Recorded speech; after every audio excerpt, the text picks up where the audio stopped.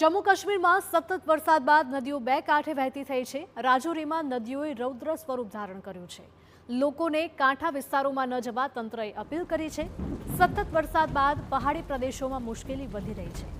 કિશ્તવાડ અને શોપિયામાં વાદળ ફાટ્યા બાદ ભારે તારાજી સર્જાઈ હતી।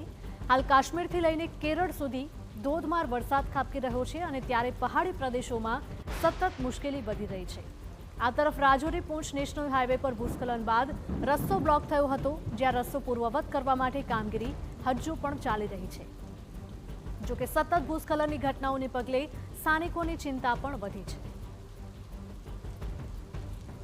તો જમ્મુ કાશ્મીરમાં વાદળ ફાટ્યું હોય તે પ્રકારની સ્થિતિ સર્જાઈ છે। અહીંયા સતત અવિરત વરસાદ વરસી રહ્યો છે અને તેના કારણે નદીઓ પણ બે કાંઠે વહી રહી છે।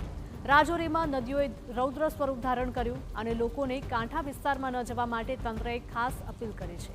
જોઈ શકાય છે કે નદીનો કેટલો ધસમસતો પ્રવાહ છે અને આ પ્રવાહમાં વચ્ચે જે પણ કંઈ આવી રહ્યું છે તે તમામને આ નદી તાણીને લઈ જઈ રહી છે। સતત વરસાદ બાદ પહાડી પ્રદેશોમાં પણ મુશ્કેલી ઘટવાનું નામ નથી લઈ રહી।